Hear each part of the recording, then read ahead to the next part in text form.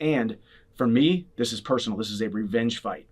Charles Oliveira stole my dream of becoming UFC champion, my #1 goal, becoming the #1 guy in the entire world back in Houston, Texas, my second fight in the UFC. So now, talked to Henry Hoofter this morning, we're putting together a game plan to go beat him in the rematch. Bem-vindos ao canal Clips MMA. O Leão dos Leves está de volta. Charles Oliveira enfrenta Michael Chandler dia 16 de novembro no UFC 309 no Madison Square Garden em Nova York. Chandler postou um vídeo justificando por que abriu mão da luta contra o Conor e aceitou pegar o Do Bronx novamente. Vamos conferir. Já se inscreva no canal para me ajudar. Bora! I got more promo, more eyeballs, more of everything in the last year and a half than I would have gotten with 3 fights, and now I get the opportunity to take a title run. I beat Charles Oliveira, I become the #1 contender. I beat Charles Oliveira, I can choose to go fight Islam or Arman. I believe it's going to be Islam. Or if Conor can finally get his house in order and put together a training camp and show up to a fight, maybe I go fight Conor and we finish the Ultimate Fighter 31. This is the ultimate bet on yourself. See, I think you guys have forgotten who I am. I was the guy who bet on myself and walked onto the University of Missouri, a Division I college, and ended up becoming a 4-time national qualifier, an All-American, and a 3-year team captain. I was the guy who bet on myself when I had the virtual certainty of Bellator, and I could have stayed there, made a ton of money, and had massive security, and I bet it all on myself and went to the UFC, and now I've had this run. And now, every fighter on the roster, no matter what they say, and all you silly little naysayers out there talking about me waiting for Conor and I should pivot and I should do all these other things.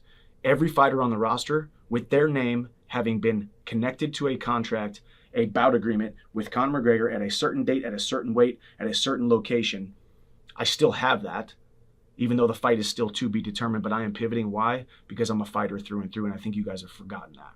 Nobody would have had the balls to make this decision and bet on themselves like this. And for me, this is personal. This is a revenge fight.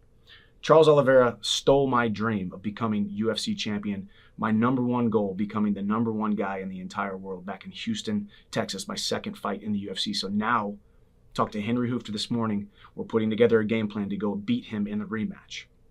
This is always the way it was supposed to be. You never know how your story is going to be written.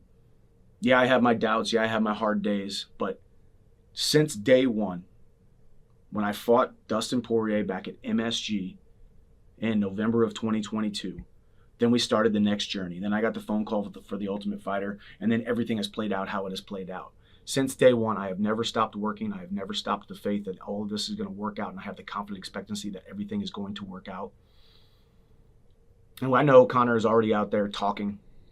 Obviously, he has to talk, and he has to throw shade at me and tell me I'm an idiot for squandering the bag, and this is the biggest fight, and now he's just upset. He's got his feelings hurt because he realizes what I've realized the entire time but haven't been public about it. I don't need Conor McGregor to cement my legacy in this sport. I'm here to be champion. I'm here to be #1. That's why I'm about to make this title run. I dispatch of Charles Oliveira November 16th at Madison Square Garden, which will be my 3rd fight of the night at Madison Square Garden since I've been in the UFC.